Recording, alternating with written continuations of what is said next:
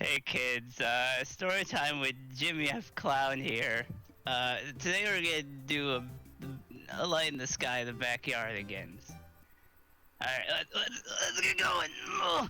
Okay, the backyard was bathed with an eerie orange light as the sun set in the sky. The air was still and humid, with small swarms of mosquitoes buzzing around in the sunlight. Beside the light buzzing from the swarms of bugs and the summer breeze, it was quiet. But as the seconds crawled by, a new noise split the air. Loud face-paced tomping. It seemed to come from inside the large house that sat tall over the backyard. The window was even shaking a bit at the force of the noise. Suddenly, the back door burst open with force, slamming into the adjacent wall so hard that it put a rather large hole in it.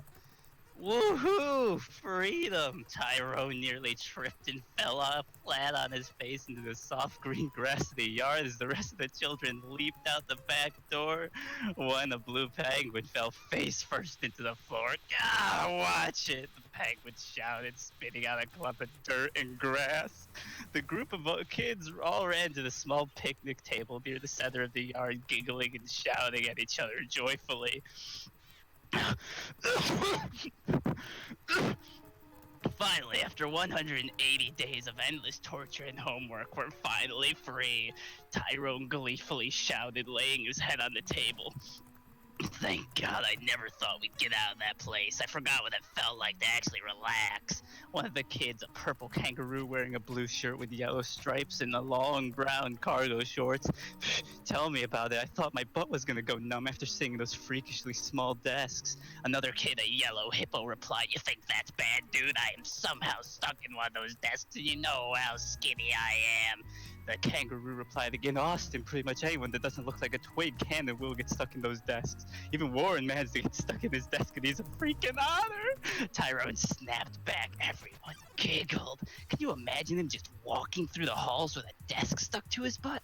Another kid replied, a pink ladybug wearing a bright red tank top and shorts. "Oh dear God, Uniqua, you're giving me flashbacks just by talking about it," the penguin said again.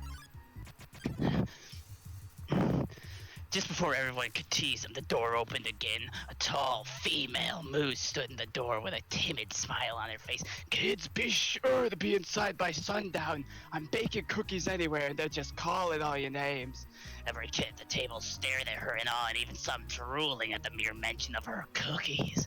"Well, I'll leave you all be. You have fun in your little adventures, especially you, Tyrone," the motherly moose cooed, winking at Tyrone, who in turn groaned in embarrassment.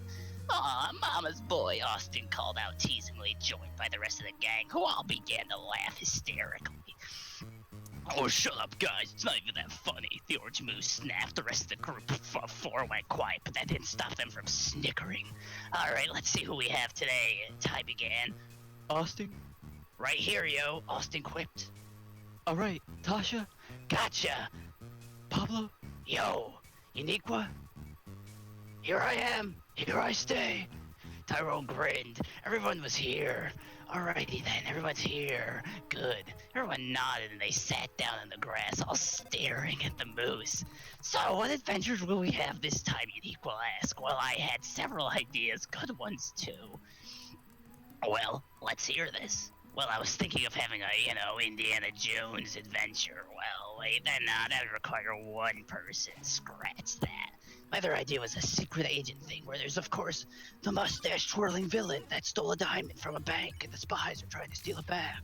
Everyone seemed to agree on this idea, but hold up, I got one more. For my last idea, I thought of a good old-fashioned wizard battle. Now everyone was excited. "A wizard battle? Ooh, I like the sound of this one," Pablo cheered. "When was the last time we did something like that?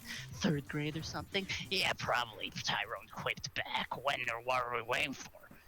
Let's get this show on the road."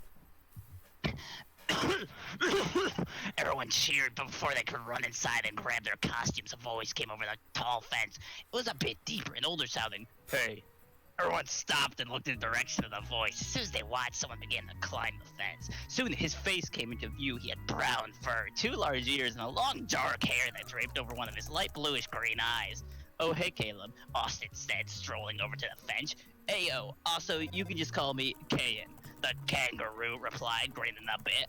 Oh, sorry about that, man. Forgot people gave you a nickname. Austin jeered, smirking. It doesn't really matter, Kayan replied before turning his gaze to the group. So, what you guys up to? We're about to have the mother of all wizard battles. Tyrone cheered, making an intimidating face and jumping out to see dramatic. Okay, really? Yep, it's gonna be epic, Pablo cheered. Dang, that sounds fun, guys, Kaylin replied. Well, I gotta go now. I got a drawing to work on anyways. But before he could climb down the fence, Tyrone stopped him. Hey, dude, you don't gotta leave. Kayan narrowed his eyes at Tyrone. Why? Every time you come outside, you see us playing, and you look kinda sad. The kangaroo just stared, a bit confused at first. What? I don't. Well, up. Is something bothering you? Kayan then spoke up. Well, I'll be honest, ever since you guys moved into this neighborhood, I occasionally saw you hanging out, having those little adventures in the backyard. Even if I was literally 2 grades above you, I sort of wanted to join you guys. Tyrone gained a rather annoyed look upon hearing this. Dude, I'm practically a 9th grader now and you're a sophomore. It doesn't really matter what grade you're in unless you're a senior or something. Then that'd be weird. The kangaroo laughed a bit. Yeah, true, but I'm still a little bit too old to be playing pretend like that. Well, if that's alright, you could be our narrator or announcer or something. I don't care, Tyrone announced, looking back at the now empty backyard. Narrator? Yeah, you could announce who's winning or something similar. Oh, thanks, man. I really appreciate it. Yeah, dude, well, I'll be back. Gotta change. With that, he ran into the house and slammed the door shut. Kayan stayed in his spot in the fence, eager for one of the others to get outside to help him lead them on yet another one of their backyard adventures.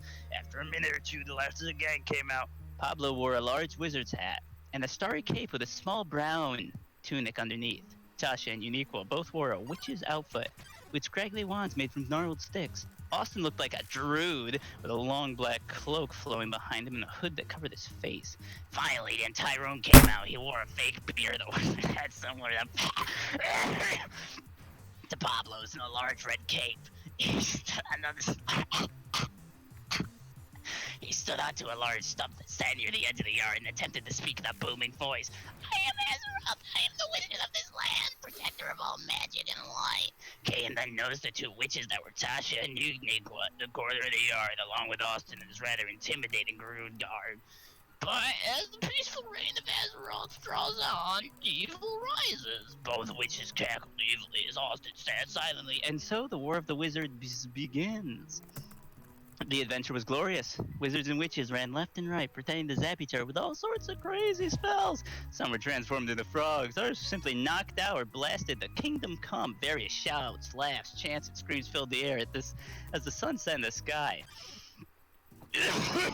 The battle even continued after the moon rose. Finally, Tyrone and Pablo stood victoriously on the stump as Tasha, Uniqua, and Austin lay defeated at their feet. Their wands snapped in 2.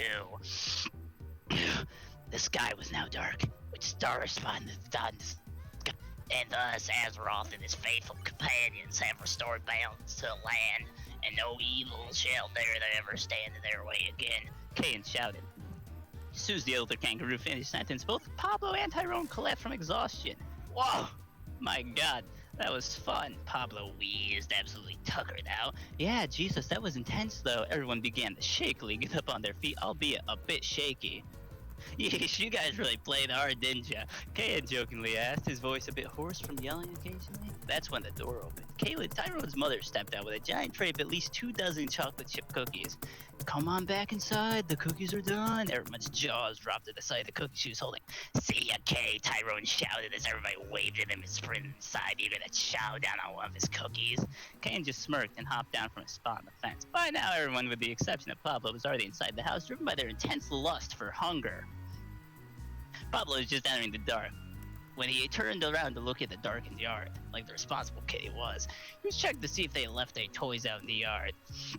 He scanned the yard quickly, searching for anything that needed to be brought back inside. Finally, there was nothing. But before he could turn around and go inside, something had caught his attention. He glanced up at the starry sky to see what caught his gaze and was greeted to an extraordinary sight. A large, bright purple star sat in the sky with a large tail behind it that resembled a comet. Whoa! Pablo gasped as he looked at the comet-like object soar across the night sky. Pablo then turned around and shouted into the house, "Hey guys, you gotta see this." No one responded. Everyone was too busy chowing down on cookies. Pablo called again, still no response. You're lost. By the time he looked back, the shooting star had already disappeared over the treetops. Pablo let out a, dang it. With that, Pablo turned around and went inside the house. He strolled into the backyard and came into the kitchen where everyone was sitting. Tyrone then piped up upon seeing him. What were you waiting for, Pablo? Was something wrong? Pablo shook his head furiously. You guys missed it. I just saw a shooting star. Everyone stopped what they were doing upon these words. Shooting star, Tasha repeated, staring at him in disbelief. Yeah, just went over the tree line. Everyone groaned in disagreement. Dang it, we couldn't keep our hunger under control for 1 second. Tasha slammed her head onto the table, groaning in agony while everyone just laughed. Man, that would have been cool to see. I've never seen one before. What did it look like? Austin asked, his eyes wide with wonder. It was all right. It had this purple cool hue to it, and its tail nearly stretched across the sky. The four listened to his description, their faces filled with the expressions of awe and wonder. Dang, that sounds otherworldly. Unique was said. Literally, Tasha retorted, smirking. Yeah, it was cool. I hope I get to see another one. Then he smelled the cookies. Oh, by the way, did you save any cookies for me? Fuck it, no. There's 4 on the tray. Tyrant stayed, glanced to the mail tray. Thanks, Pablo said, grabbing a cookie off the tray as the night dragged on. They ate cookies, played some video and board games, told scary and strange stories. Soon it was around 10:30 and they were watching a movie. Austin and Tasha were already asleep, while Tyrone and Unique with Pablo and were getting close to falling asleep. Then Tyrone groggily got up from his sleeping bag and tried to start his TV. I'm gonna go and hit the hay. Yeah, same, Pablo replied when Unique went nodding as well. Go ahead and turn off the TV. The movie was boring anyway. Tyrone nodded and turned the TV off. He then trudged back to the sleeping bag and fell face first into his bed. Well, I had fun today, guys. Tyrone said, his speech bubble and talking to his pillow. Same here, dude. I hope we can do it again tomorrow. Pablo muttered. Martin has to get to sleep in my pillow. You know what the answer? She was already went into comatose. Snoring louder than the others two that were asleep, Tyrone snickered a bit before letting his head fall into his pillow. Good night, guys. Good night, Ty, Pablo mumbled back. Maybe tomorrow night we gotta try and spot our shooting star. Yeah, that sounds good, Tyrone replied before he began to drift off. Pablo also fell asleep as the room went silent. The moonlight shined into the room before the window, hitting the back of Pablo's head, spreading across the floor a bit, casting the room in a bluish-white hue. That was, till the moonlight was replaced with another light. It shined a bit brighter than the moon and moved across the wall and floor like a car's yellowish headlights. Only it was purple instead of yellow.